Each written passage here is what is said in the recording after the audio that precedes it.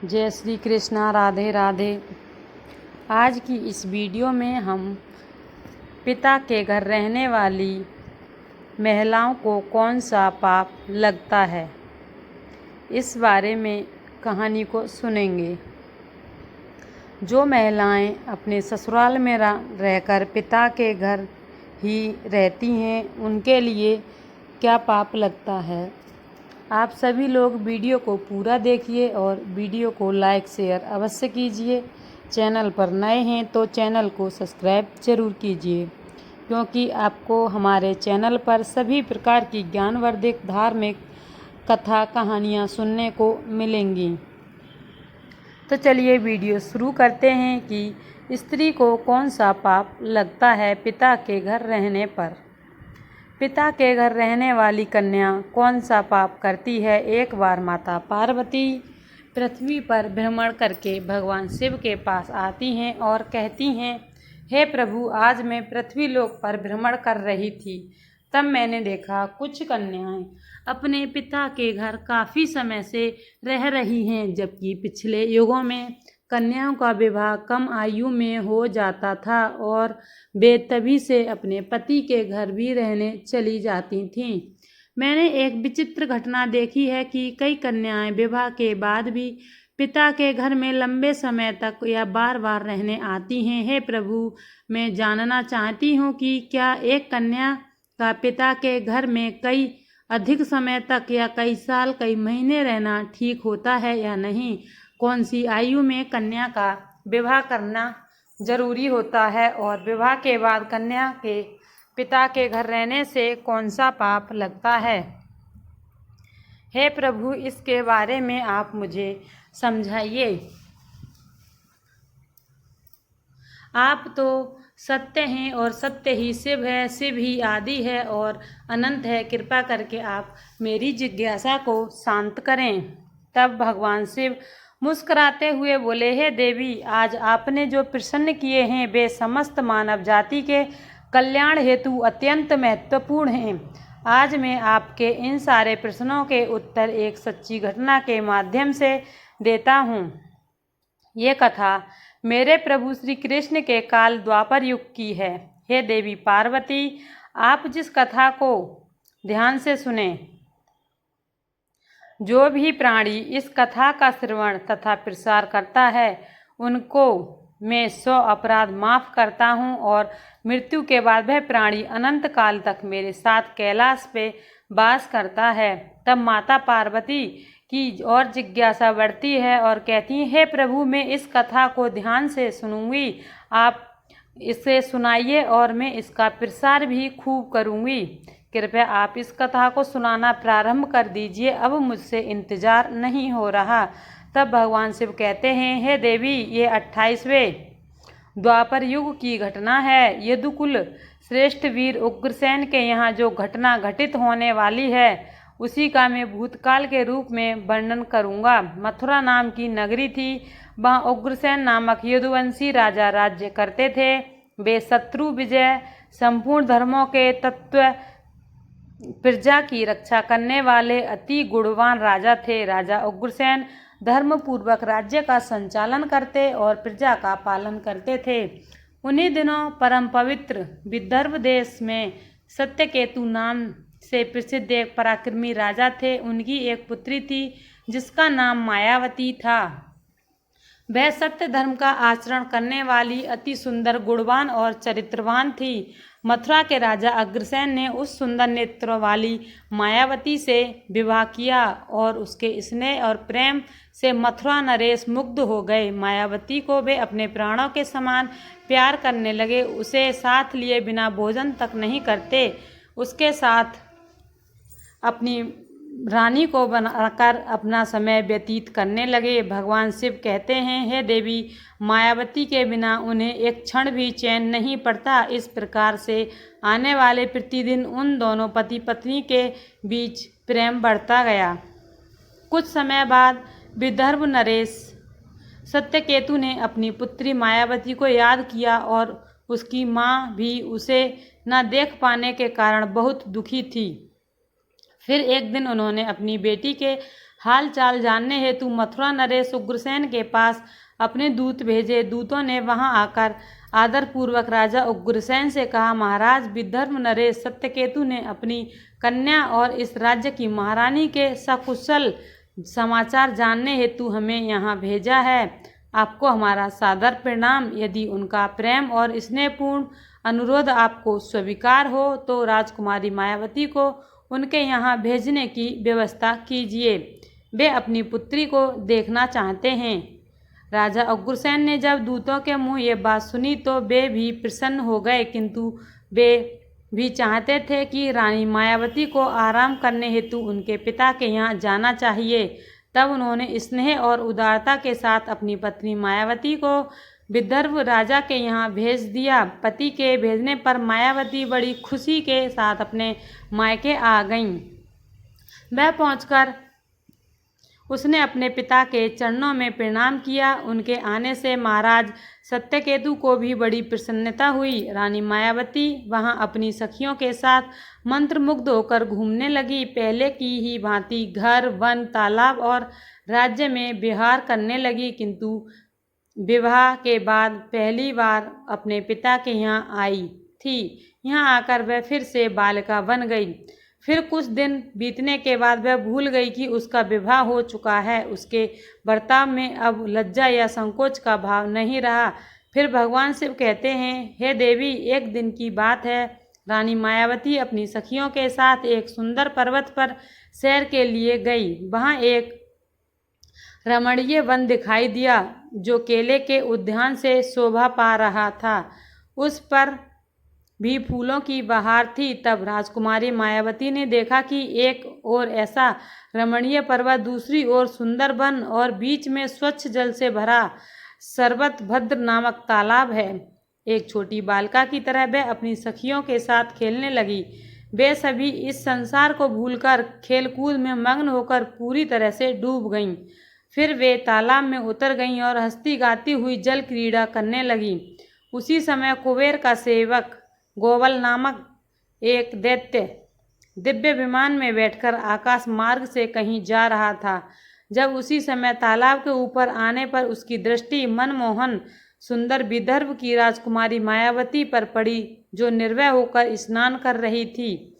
Global के पास दिव्य शक्ति होने के कारण उसने निश्चित रूप से ये जान लिया कि यह विदर्भ नरेश की कन्या है और महाराज उग्रसेन की सबसे प्यारी पत्नी है। तब वह मन ही मन कहने लगा, यह तो पतिव्रता होने के कारण आत्मबल से ही सुरक्षित है। किसी भी पुरुष के लिए इसे प्राप्त करना अत्यंत कठिन है। उग्रसेन अत्यंत महामूर्ख है जो उसने ऐसी सुंदर पत्नी को मायके भेज दिया है। यह पतिव्रता नारी पराय पुरुष के लिए दुर्लभ है और इधर कामदेव मुझे अत्यंत पीड़ा दे रहा है। मैं किस प्रकार इसके निकट जाऊं और कैसे इसका उपभोग करूं? भगवान शिव कहते हैं, हे देवी राजकुमारी मायावती की सुंदरता पर मोहित दानव गहरी सोच में पड़ गया और फिर उसने अपने लिए एक उपाय निकाला। फिर वह दानव ग्लोबल ने महाराज उग्रसेन का रूप माया के रूप में धारण कर लिया और वही अंग, वही वस्त्र और उसी तरह का भेष और वही पूर्ण अवस्था रूप से महाराज उग्रसेन जैसा होने लगा। महाराज उग्रसेन सा होकर वह पर्वत के शिखर पर उतरा और फिर अशोक वृक्ष की छाया में शीतलता में बैठकर उसकी डाली पर उसने मधुर स्वर से संगीत स्वरों को छेड़ दिया। वह गीत संपूर्ण विश्व को मोहित करने वाला था और उत्तम स्वर से युक्त उस मधुर गीत को सखियों के मध्य बैठी हुई सुंदरी मायावती ने भी सुना। वह सोचने लगी, ऐसा मनमोहक गीत कौन गा रहा है? राजकुमारी मायावती के मन में उसे देखने की तीव्र इच्छा हुई। उसने सखियों के साथ जाकर देखा। तब अशोक की छाया में सुंदर प्रतापी पुरुष बैठा हुआ था। वह महाराज उग्रसेन जैसा दिखाई दे रहा था, क्योंकि उसने महाराज उग्रसेन जैसा रूप इसलिए धारण किया था कि जिससे कि मायावती खुद चलकर उसके पास आएगी और वो अपने पति को ही समझेगी। भगवान शिव कहते हैं, हे देवी, वास्तव में तो वह राजा के वेश में नीच दानव ग्लोबल ही था। राजकुमारी मायावती विचार करने लगी कि मेरे स्वामी मथुरा नरेश अपना राज्य छोड़कर इतनी दूर कब और कैसे चले आए, वह इस प्रकार सोच ही रही थी कि उस पापी ने स्वयं ही पुकारा, हे प्रिया आओ, तुम्हारे बिना मैं नहीं जी सकता। तुमसे अलग रहकर मेरे लिए इस प्रिय जीवन को व्यतीत करना अब असंभव सा हो गया है। तुम्हारे स्नेह ने मुझे मोह लिया है, अतः मैं तुम्हें छोड़कर कहीं भी नहीं रह सकता हूँ। अपने पति रूप धारी दानव के ऐसा कहने पर राजकुमारी मायावती थोड़ी सी लज्जित होकर उसके सामने गई। वह दानव राजकुमारी मायावती का हाथ पकड़कर उसे एकांत स्थान पर ले गया और वहां अपनी इच्छा के अनुसार उसका उपभोग किया। महाराज उग्रसेन के शरीर पर कोई एक खास निशानी थी जो उस पुरुष में दिखाई नहीं दी, जिससे राजकुमारी मायावती के मन में उसके प्रति संदेह उत्पन्न हुआ। राजकुमारी मायावती ने अपने वस्त्र संभाल कर पहन लिया। कुछ देर बाद इस घटना से उसके हृदय में बड़ा ही दुख हुआ। वह क्रोध में आकर नीच दानव ग्लोबल से बोली, ओ नीच, जल्दी बता तू कौन है? तेरा आकार दानव जैसा है, तू पापी और निर्दयी है। यह कहते कहते आत्मग्लानि के कारण राजकुमारी मायावती की आंखें भर आईं। वह श्राप देने को उद्यत होकर बोली, हे दुरात्मा, तूने मेरे पति के रूप में आकर मेरे साथ छल किया और मेरे इस धर्म शरीर को अपवित्र करके मेरे उत्तम पतिव्रता का नाश कर डाला। अब तू मेरा भी प्रभाव देख ले, मैं तुझे अत्यंत कठोर श्राप दूंगी। राजकुमारी मायावती की बात सुनकर दानव ग्लोबल ने कहा, हे पतिव्रता नारी, भगवान विष्णु तथा उत्तम ब्राह्मण के भय से समस्त राक्षस और दानव दूर भागते हैं। मैं तो दानव धर्म के अनुसार ही इस पृथ्वी पर विचरण कर रहा हूँ। पहले मेरे दोष का विचार करो कि किस अपराध पर तुम मुझे श्राप देना चाहती हो। तब राजकुमारी मायावती बोली, हे पापी दानव, मैं साध्वी और पतिव्रता हूँ। मेरे मन में केवल मेरे पति की कामना रहती है। मैं सदा उन्हीं के लिए तपस्या किया करती हूँ। मैं अपने धर्म मार्ग पर स्थित हूँ, किंतु तूने माया रचकर मेरे पतिव्रत धर्म को और मुझे नष्ट कर दिया। इसलिए हे दुष्ट दानव, मैं तुझे अभी भस्म कर डालूंगी। तब दानव ग्लोबल बोला, हे राजकुमारी, यदि तुम उचित समझो तो यह बात ध्यान से सुनो। मैं धर्म की ही बात कर रहा हूँ। जो स्त्री प्रतिदिन मन, वाणी और काम से अपने पति की सेवा करती है, पति के संतुष्ट रहने पर स्वयं भी संतोष का अनुभव करती है, पति क्रोधी होने पर भी उसे कभी नहीं छोड़ती, उसके दोषों और गुनाहों की ओर ध्यान नहीं देती और पति के सभी कामों में आगे रहती है, वह नारी पतिव्रता कही गई है। यदि स्त्री इस लोक में अपना कल्याण करना चाहती है तो वह पतित, रोगी, अंगहीन, कोढ़ी, सब धर्मों से रहित तथा पापी पति का भी परित्याग न करे। जो पति को छोड़कर जाती है और दूसरे कामों में मन लगाती है, वह संसार में सब धर्मों से बहिष्कृत व्यभिचारिणी समझी जाती है। भगवान शिव कहते हैं, हे देवी, ग्लोबल आगे कहता है, मुझे वेद और शास्त्रों द्वारा और मेरे गुरुओं के द्वारा प्राप्त धर्म का ज्ञान है। गृहस्थ धर्म का परित्याग करके पति की सेवा छोड़कर यहाँ किस लिए आई हो? तुम इतने दिन होने के बावजूद भी अपने ही मुंह से कहती हो कि मैं पतिव्रता हूँ। कर्म से तो तुम में पतिव्रत का छोटा सा अंश भी दिखाई नहीं देता। तुम डर भय छोड़कर पर्वत और वन में मतवाली होकर घूमती फिरती हो, इसलिए तुम पापिनी हो। मैंने यह महान दंड देकर तुम्हें सीधी राह पर लाया है। अब कभी तुमसे ऐसी दुष्टता नहीं हो सकती। बताओ तो, पति को छोड़कर किस लिए यहाँ आई हो? यह श्रृंगारी है आभूषण तथा यह सुंदर वेशभूषा धारण करके क्यों खड़ी हो? पापिनी, बोलो ना, किस लिए और किसके लिए यह सब किया है? कहाँ है तुम्हारा पति? मेरे सामने व्यभिचारिणी स्त्रियों के समान बर्ताव करने वाली नारी, तुम इस समय अपने पति से 400 कोस दूर हो। कहाँ है तुम्हें पति को देवता मानने का भाव? पापिनी कहीं की, तुम्हें लाज नहीं आती? तुम्हें क्या मुझे ही अपने बर्ताव पर घृणा होती है? तुम क्या मेरे सामने बोलती हो? कहाँ है तुम्हारी तपस्या का प्रभाव, कहाँ है तुम्हारा तेज और बल? आज ही मुझे अपना बल और पराक्रम दिखाओ। तब राजकुमारी मायावती बोली, ओ नीच असुर सुन, मेरे पिता ने स्नेहवश मुझे पति के घर से बुलाया है, इसमें कहाँ पाप है। मैं काम, लोभ, मोह और डर के बस पति को छोड़कर नहीं आई हूँ। मैं यहाँ भी पति का चिंतन करती रहती हूँ। तुमने भी छल से मेरे पति का रूप धारण करके मुझे धोखा दिया है। तब ग्लोबल दानव ने कहा, मायावती, मेरी युक्ति युक्त बात सुनो। अंधे मनुष्य को कुछ दिखाई नहीं देता। तुम धर्म रूपी नेत्र से हीन हो, फिर कैसे मुझे यहाँ पहचान पाती? तुम्हें ज्ञात था कि तुम्हारे पति इतनी दूर कभी नहीं आ सकते, फिर भी तुमने अपने पति को समझ लिया। जिस समय तुम्हारे मन में पिता के घर आने का भाव उत्पन्न हुआ, उसी समय तुम पति की भावना छोड़कर उनके ध्यान से मुक्त हो गई थी। पति का निरंतर चिंतन ही नारियों का धर्म है। जब वह नष्ट हो गया है तो क्यों स्वयं को पतिव्रता कहती हो? तब भगवान शिव कहते हैं, हे देवी, दानव ग्लोबल कहता है, जब तुम्हारे हृदय की आँख ही फूट गई, तब ज्ञान नेत्र से हीन होने पर तुम मुझे कैसे पहचान पाती? दानव ग्लोबल की बात सुनकर राजकुमारी मायावती जमीन पर बैठ गई। उसके हृदय में बड़ा दुख हो रहा था। तब दानव ग्लोबल ने कहा, हे राजकुमारी,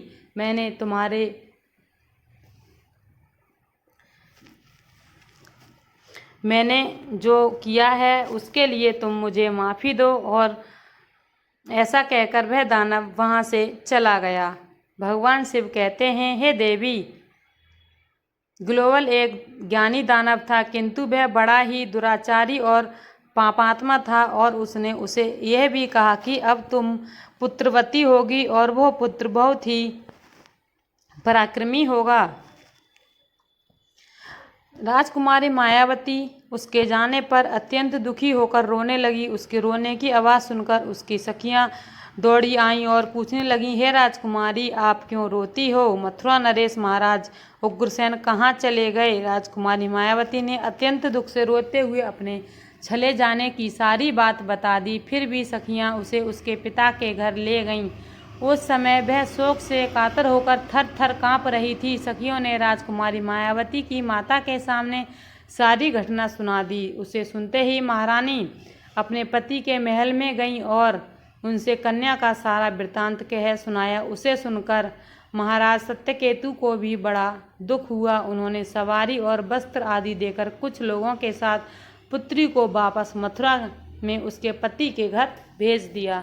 राजा उग्रसेन मायावती को आए देख बहुत प्रसन्न हुए। वह रानी से बार बार कहने लगे, हे प्रिय, मैं तुम्हारे बिना जीवन व्यतीत नहीं कर सकता था। अच्छा हुआ तुम शीघ्र ही लौट आई। हे मायावती, तुम अपने गुणशील, भक्ति, सत्य और पतिव्रत आदि सद्गुणों से मुझे अत्यंत प्रिय लगती हो। अपने प्रिय पत्नी मायावती से ऐसा कहकर महाराज उग्रसेन उसके साथ विहार करने लगे। सब लोगों को भय पहुंचाने वाला उसका भयंकर गर्व दिन व दिन बढ़ने लगा, किंतु उस गर्व का कारण केवल मायावती ही जानती थी। अपने उदर में बढ़ते हुए उस गर्व के बारे में मायावती को दिन रात चिंता बनी रहती। 10 वर्ष तक वह गर्व बढ़ता ही गया। तत्पश्चात उसका जन्म हुआ। भगवान शिव कहते हैं, हे देवी, वह अति तेजस्वी महाबली दुराचारी प्रजा को कष्ट देने वाला कंस था। इसके भय से तीनों लोकों के निवासी थर थर काँप उठे थे। उसके बाद भगवान श्री कृष्ण के हाथों मारा गया। तब जाकर उसे मोक्ष की प्राप्ति हुई। तब माता पार्वती कहती हैं, हे प्रभु, ऐसी घटनाएं भविष्य में घटित होने वाली हैं, यह मैंने भी सुन रखा है। भगवान शिव कहते हैं, हे देवी, मैं अपने आप और आपसे जो कुछ कहा है वह समस्त पुराणों का निश्चित मत है। इस प्रकार पिता के घर में रहने वाली कन्या बिगड़ जाती है, अतः वो चाहकर भी अपने धर्म को नहीं बचा पाती। पिता को कन्या को घर में रखने का मोह नहीं करना चाहिए। भगवान शिव कहते हैं, हे देवी, अब मैं आपको एक कुंवारी कन्या के विषय में कुछ महत्वपूर्ण बातें बताता हूँ। सभी ध्यानपूर्वक सुने। जब कोई कन्या जवान हो जाती है तो वह विवाह के योग्य बन जाती है। तब माता पिता को चाहिए कि वे एक योग्य वर का चयन करके उसका विवाह कर दें। उसे लंबे समय तक घर में नहीं रखना चाहिए। पति के घर में उसका पालन पोषण होना उचित है। वहाँ रहकर वह भक्तिपूर्वक उत्तम गुण सीखती है और पति की सेवा करती है। इससे उसके कुल की कीर्ति बढ़ती है और पिता भी सुखपूर्वक जीवन व्यतीत करता है। यदि वह ससुराल में पाप करती है तो भी उसका फल पति को भोगना पड़ता है। वहाँ सदाचार पूर्वक रहने से वह सदा पुत्र पुत्रियों के साथ वृद्धि प्राप्त करती है। कन्या के उत्तम गुणों से पिता की कीर्ति बढ़ती है और दोनों कुलों के पितृगण संतुष्ट होकर आशीर्वाद देते हैं। फिर भगवान शिव कहते हैं, हे देवी, दामाद के साथ भी कन्या को अपने घर में नहीं रखना चाहिए। ऐसा करने से उस पुरुष की मान सम्मान में समय के साथ कमी आ जाती है और उसे भी पाप लगता है। जब कन्या विवाह योग्य हो जाती है तो पराये लोग उस पर बुरी नजरें डालने लगते हैं। ऐसे में यदि वह किसी पराये पुरुष के साथ प्रेम संबंध बनाती है तो विवाह करना आवश्यक होता है। कन्या को पिता के घर में रखना खजानों से भरे चोरों के बीच रखने के समान है। स्त्री का गहना और पिता का सम्मान उसकी इज्जत है, जिसे हमेशा संभाल कर रखना चाहिए। किसी भी स्त्री को पति से दूर नहीं रहना चाहिए। अधिक समय तक मायके में भी रहना पाप के समान ही होता है। एक पतिव्रता नारी का स्थान हमेशा अपने पति के चरणों में होना चाहिए और पत्नी का स्थान अपने पति के हृदय में होना चाहिए। भगवान शिव कहते हैं, हे देवी, मैंने अपने सभी प्रश्नों के उत्तर दे दिए हैं। तब माता पार्वती कहती हैं, हे प्रभु, आज मैं धन्य हो गई कि आपने मेरे मन में चल रहे सभी प्रश्नों का समाधान किया है। वीडियो अच्छी लगी हो तो लाइक शेयर अवश्य कीजिए। चैनल पर नए हैं तो चैनल को सब्सक्राइब जरूर कीजिए। ऐसे ही धार्मिक और कथा कहानियों से संबंधित वीडियो देखने के लिए चैनल को सब्सक्राइब जरूर करें। जय श्री कृष्ण। राधे।